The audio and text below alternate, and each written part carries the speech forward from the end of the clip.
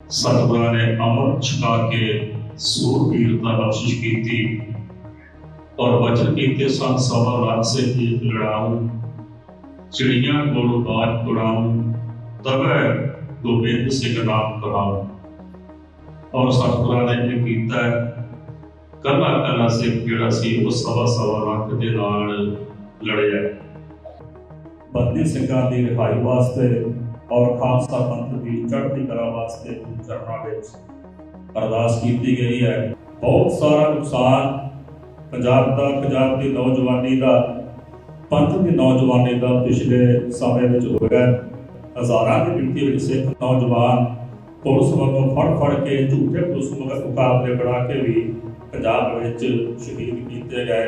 बहुत वड्डी नाइंसाफी सिखां दे नाल हमेशा हिंदुस्तान में हुई है, हो रही है और हुण भी यतन किए जा रहे हैं कि पंजाब के नौजवान ने उन्होंने मनां विच ऐसा डर सहम पैदा किया जाए कि वो धर्म के प्रचार प्रसार वास्ते कोई भी यत्न ना करन। खालसे का 325 साल का सिरजणा दिवस है। 1699 की विसाखी वाले दिन धन सतगुरु गुरु गोबिंद सिंह साहब जी महाराज सच्चे पातशाह ने तख्त श्री केसगढ़ साहब श्री आनंदपुर साहब जी के पावन स्थान ते अज के दिन खालसा पंथ को प्रगट किया। सिखां को संपूर्णता बख्शिश की, सब पंज ककारी रहत बख्शिश की, मुरैता को वर्जित किया, संस्कार बख्शे, मर्यादा बख्शिश की।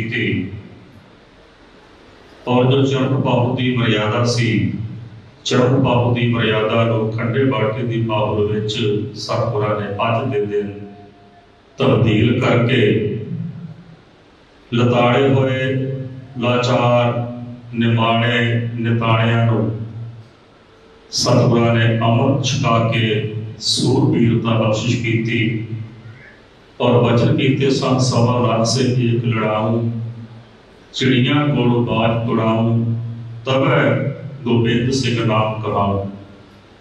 और सतगुरां ने यह कीता है, कला कला सिख जिहड़ा सी वो सवा सवा लाख दे नाल लड़िया।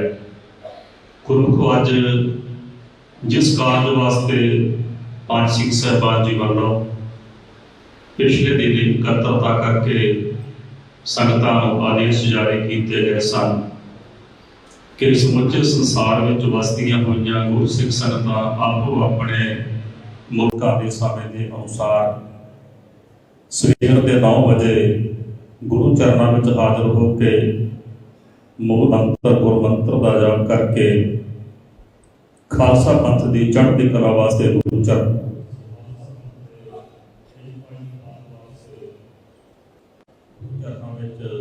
अरदास करन। और जो दहाकियां तो जेलों के साडे भरा बंद ने, जिन्हां ने धर्म युद्ध लड़द्या होया जज्बातां विच हथियार चुके और 30-32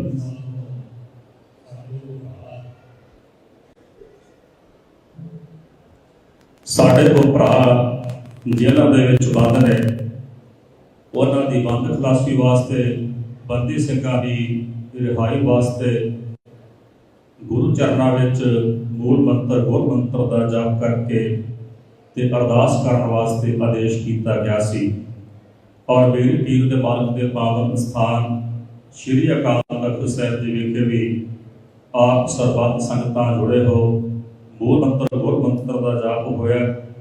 बंदी सिंघां की रिहाई वास्ते और खालसा पंथ की चढ़ती कला वास्ते गुरु चरणों में अरदास की गई है। सतगुरां ने अपने पावन पवित्र मुख वाक बख्शिश किए ने। गुरमुखो हिंदुस्तान के किसी भी कानून विच किते भी इबादत दर्ज नहीं कि अपनियां सजावां पूरियां कर चुके और सजावां पूरियां तो भी डबल सजावां पूरियां कर चुके होण बंदी सिंह ते उन्हां नूं रिहा ना किया जाए। ये हिंदुस्तान के सब तो वड्डे कहे जाने वाले लोकतंत्र दे विच खालसा पंथ दे नाल सिख पंथ दे नाल एक बहुत वड्डी ना इंसाफी भारतीय हुकूमत के वल्लों की जा रही है। ਔਰ ਗੁਰੂ ਚਰਨਾਂ ਵਿੱਚ ਇਹੀ ਅਰਦਾਸ ਕੀਤੀ ਗਈ ਹੈ ਕਿ ਸਤਿਗੁਰੂ ਜੀ ਕਿਰਪਾ ਕਰਨ, ਜੋ ਦੁਹਾਕਿਆਂ ਤੋਂ ਜਿਨ੍ਹਾਂ ਦੇ ਵਿੱਚ ਬੰਦੀ ਸਿੱਖ ਨੇ, ਉਹਨਾਂ ਦੀ ਸਤਿਗੁਰੂ ਕਿਰਪਾ ਕਰਕੇ ਉਹਨਾਂ ਨੂੰ ਰਿਹਾਈ ਬਖਸ਼ਿਸ਼ ਕਰਨ ਤੇ ਉਹ ਆਪਣਾ ਜੀਵਨ ਜਿਹੜਾ ਆਪਣੇ ਪਰਿਵਾਰਾਂ ਦੇ ਵਿੱਚ ਆ ਕੇ ਗੁਰੂ ਜਪਦਿਆਂ ਹੋਇਆ ਆਪਣੇ ਜੀਵਨ ਨੂੰ ਬਤੀਤ ਕਰਨ ਦਾ ਯਤਨ ਕਰਨ। ਬਹੁਤ ਸਾਰਾ ਨੁਕਸਾਨ ਪੰਜਾਬ ਦੀ ਨੌਜਵਾਨੀ ਦਾ, ਪੰਥ ਦੀ ਨੌਜਵਾਨੀ ਦਾ ਪਿਛਲੇ ਸਮੇਂ ਵਿੱਚ ਹੋਇਆ। 1978 ਤੋਂ ਤਕਰੀਬਨ ਪੰਜਾਬ ਦੇ ਨੌਜਵਾਨਾਂ ਦਾ ਘਾਣ ਕਰਨਾ ਸਰਕਾਰਾਂ ਨੇ ਸ਼ੁਰੂ ਕੀਤਾ। ਤਕਰੀਬਨ 2.5 ਦਹਾਕਿਆਂ ਤੱਕ ਸਿੱਖ ਨੌਜਵਾਨਾਂ ਦਾ ਪੰਜਾਬ ਦੇ ਵਿੱਚ ਕਤਲੇਆਮ ਕੀਤਾ ਗਿਆ।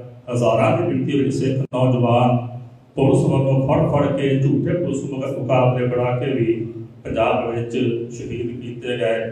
ਬਹੁਤ ਵੱਡੀ ਨਾਇਨਸਾਫੀ ਸਿੱਖਾਂ ਦੇ ਨਾਲ ਹਮੇਸ਼ਾ ਹਿੰਦੁਸਤਾਨ ਵਿੱਚ ਹੋਈ ਹੈ, ਹੋ ਰਹੀ ਹੈ ਔਰ ਹੁਣ ਵੀ ਯਤਨ ਕੀਤੇ ਜਾ ਰਹੇ ਨੇ ਕਿ ਪੰਜਾਬ ਦੇ ਵਿੱਚ ਜਿਹੜੇ ਪੰਜਾਬ ਦੇ ਨੌਜਵਾਨ ਨੇ ਉਹਨਾਂ ਦੇ ਮਨਾਂ ਵਿੱਚ ਐਸਾ ਡਰ ਸਹਿਮ ਪੈਦਾ ਕੀਤਾ ਜਾਏ ਕਿ ਉਹ ਧਰਮ ਦੇ ਪ੍ਰਚਾਰ ਪ੍ਰਸਾਰ ਵਾਸਤੇ ਕੋਈ ਵੀ ਯਤਨ ਨਾ ਕਰਨ। ਜਿਸ ਦੀ ਤਾਜ਼ਾ ਮਿਸਾਲ ਹੈ ਕਿ ਧਰਮ ਦਾ ਪ੍ਰਚਾਰ ਪ੍ਰਸਾਰ ਕਰਨ ਵਾਸਤੇ ਤੁਰੇ ਹੋਏ ਨੌਜਵਾਨਾਂ ਨੂੰ ਕੈਦ ਕਰਕੇ ਉਹਨਾਂ ਤੇ ਝੂਠੇ ਕੇਸ ਬਣਾ ਕੇ ਉਹਨਾਂ ਨੂੰ ਡਿਬਰੂਗੜ੍ਹ ਅਸਾਮ ਦੀ ਜੇਲ੍ਹ ਵਿੱਚ ਭੇਜ ਕੇ ਉਹਨਾਂ ਤੇ NSA ਵਰਗੇ ਖਤਰਨਾਕ ਐਕਟ ਲਾ ਕੇ ਪੰਜਾਬ ਤੋਂ ਸੈਂਕੜੇ ਮੀਲ ਦੂਰ ਡਿਬਰੂਗੜ੍ਹ ਅਸਾਮ ਦੀ ਜੇਲ੍ਹ ਵਿੱਚ ਭੇਜ ਦਿੱਤਾ ਗਿਆ। NSA ਖਤਮ ਹੋਣ ਤੋਂ ਬਾਅਦ ਫਿਰ ਦੁਬਾਰਾ NSA ਲਾਗੂ ਕਰਕੇ ਉਹਨਾਂ ਨੌਜਵਾਨਾਂ ਨੂੰ ਜਿਨ੍ਹਾਂ ਦੀ NSA ਖਤਮ ਹੋਣ ਤੋਂ ਬਾਅਦ ਉਹਨਾਂ ਨੂੰ ਪੰਜਾਬ ਲਿਆਂਦਾ ਜਾ ਸਕਦਾ ਸੀ, ਪਰ ਸਰਕਾਰ ਦੀ ਮਾੜੀ ਨੀਅਤ ਨੇ ਫਿਰ ਦੁਬਾਰਾ NSA ਲਾ ਕੇ ਤੇ ਉਹਨਾਂ ਨੌਜਵਾਨਾਂ ਨੂੰ ਡਿਬਰੂਗੜ੍ਹ ਦੀ ਅਸਾਮ ਜੇਲ੍ਹ ਦੇ ਵਿੱਚ ਹੀ ਰੱਖਣ ਦਾ ਯਤਨ ਕੀਤਾ ਜਾ ਰਿਹਾ ਹੈ। ਜੇਕਰ ਉਹਨਾਂ ਨੌਜਵਾਨਾਂ ਦੀ ਰਿਹਾਈ ਵਾਸਤੇ ਔਰ ਅੰਮ੍ਰਿਤ ਸੰਚਾਰ ਵਾਸਤੇ ਜੋ ਮਾਰਚ ਤਖਤ ਸ੍ਰੀ ਦਮਦਮਾ ਸਾਹਿਬ ਤਲਵੰਡੀ ਸਾਬੋ ਤੋਂ ਚੱਲਣਾ ਸੀ, ਉਹਨਾਂ ਸੰਗਤਾਂ ਦੇ ਵਿੱਚ ਸੰਗਤਾਂ ਨੇ ਸ਼ਾਮਲ ਹੋ ਕੇ ਤੇ ਅੱਜ ਸ੍ਰੀ ਅਕਾਲ ਤਖਤ ਸਾਹਿਬ ਦੇ ਵਿਖੇ ਆ ਕੇ ਖਾਲਸੇ ਦੇ ਸਾਜਣਾ ਦਿਵਸ ਤੇ ਖੰਡੇ ਬਾਟੇ ਦੀ ਪਾਹੁਲ ਅੰਮ੍ਰਿਤ ਛਕਣਾ ਸੀ, ਪਰ ਸਰਕਾਰ ਨੇ ਉਹ ਫੜੋ-ਫੜੀ ਕਰਕੇ ਉਹ ਜਿਹੜਾ ਮਾਰਚ ਸੀ ਉਹਨੂੰ ਵੀ ਫੇਲ ਕਰਨ ਦਾ ਯਤਨ ਕਰਕੇ ਸਾਡੀ ਜਿਹੜੀ ਨਗਰ ਕੀਰਤਨ ਦੀ ਪਰੰਪਰਾ ਸੀ ਉਹਦੇ ਉੱਤੇ ਵੀ ਹਮਲਾ ਕਰਨ ਦਾ ਬਹੁਤ ਵੱਡਾ ਇੱਕ ਯਤਨ ਕੀਤਾ। ਗੁਰਸੰਗਤ ਦੀ ਜ਼ਰੂਰਤ ਹੈ ਕਿ ਸਮੁੱਚਾ ਖਾਲਸਾ ਪੰਥ ਸ੍ਰੀ ਅਕਾਲ ਤਖਤ ਸਾਹਿਬ ਦੀ ਸ਼ਰਤ ਛਾਇਆ ਹੇਠ ਇਕੱਤਰ ਹੋਵੇ। ਜੇਕਰ ਖਾਲਸਾ ਪੰਥ ਇਕੱਤਰ ਨਹੀਂ ਹੋਏਗਾ ਤੇ ਸਾਡੇ ਵਿੱਚ ਜਿਹੜੀ ਕਮਜ਼ੋਰੀ ਹੈ ਇਹ ਦਿਨ ਪ੍ਰਤੀ ਦਿਨ ਵੱਧਦੀ ਜਾਏਗੀ ਔਰ ਸਰਕਾਰਾਂ ਇਸੇ ਤਰ੍ਹਾਂ ਹੀ ਸਿੱਖਾਂ ਦਾ ਘਾਣ ਕਰਦੀਆਂ ਰਹਿਣਗੀਆਂ। ਆਪ ਸਮੁੱਚੀਆਂ ਸੰਗਤਾਂ ਸ੍ਰੀ ਅਕਾਲ ਤਖਤ ਸਾਹਿਬ ਦੇ ਵਿਖੇ ਖਾਲਸਾ ਪੰਥ ਦੀ ਚੜ੍ਹਦੀ ਕਲਾ ਵਾਸਤੇ ਔਰ ਬੰਦੀ ਸਿੰਘਾਂ ਦੀ ਰਿਹਾਈ ਕਰਨ ਵਾਸਤੇ ਜੁੜੇ ਹੋਏ ਹੋ। ਆਪ ਸਮੁੱਚੀਆਂ ਸੰਗਤਾਂ ਦਾ ਸ੍ਰੀ ਅਕਾਲ ਤਖਤ ਸਾਹਿਬ ਸੱਚਖੰਡ ਸ੍ਰੀ ਹਰਿਮੰਦਰ ਸਾਹਿਬ ਜੀ ਵੱਲੋਂ ਬਹੁਤ ਬਹੁਤ ਸਵਾਗਤ ਕੀਤਾ ਜਾਂਦਾ ਹੈ। ਬਹੁਤ ਬਹੁਤ ਧੰਨਵਾਦ। ਅੱਜ ਖਾਲਸੇ ਦਾ 325 ਸਾਲਾ ਸਿਰਜਣਾ ਦਿਵਸ ਹੈ। ਜਿਨ੍ਹਾਂ ਨੇ ਖੰਡੇ ਬਾਟੀ ਪਾਹੁਲ ਛਕੀ ਹੈ, ਅੰਮ੍ਰਿਤ ਛਕਿਆ ਹੈ, ਉਹ ਭਾਗਾਂ ਵਾਲੇ ਨੇ। ਜਿਨ੍ਹਾਂ ਨੇ ਅਜੇ ਤੱਕ ਖੰਡੇ ਬਾਟੀ ਦੀ ਪਾਹੁਲ ਨਹੀਂ ਛਕੀ, ਅੰਮ੍ਰਿਤ ਨਹੀਂ ਛਕਿਆ, ਉਹਨਾਂ ਨੂੰ ਬੇਨਤੀ ਹੈ ਕਿ ਸਤਿਗੁਰਾਂ ਦੇ ਵਚਨਾਂ ਅਨੁਸਾਰ ਪ੍ਰਥਮ ਰਹਿਤ ਯਹ ਜਾਨ ਖੰਡੇ ਕੀ ਪਾਹੁਲ ਛਕੈ, ਸੋਈ ਸਿੱਖ ਪ੍ਰਧਾਨ ਅਵਰ ਨਾ ਪਾਹੁਲ ਜੋ ਲੈ। ਜਿਨ੍ਹਾਂ ਨੇ ਅੰਮ੍ਰਿਤ ਅਜੇ ਤੱਕ ਨਹੀਂ ਛਕਿਆ ਉਹ ਅੰਮ੍ਰਿਤ ਛਕ ਕੇ ਗੁਰੂ ਵਾਲੇ ਬਣ ਕੇ ਆਪਣੇ ਜੀਵਨ ਨੂੰ ਬਸਰ ਕਰਨ, ਇਸ ਜੀਵਨ ਨੂੰ ਸਫਲ ਕਰਨ। ਸਮੁੱਚੀਆਂ ਸੰਗਤਾਂ ਨੂੰ ਖਾਲਸੇ ਦੇ 325 ਸਾਲਾ ਸਾਜਣਾ ਦਿਵਸ ਦੀਆਂ ਬਹੁਤ ਬਹੁਤ ਮੁਬਾਰਕਾਂ, ਬਹੁਤ ਬਹੁਤ ਵਧਾਈਆਂ। ਸਭਨਾਂ ਨੂੰ ਜੀ ਆਇਆਂ।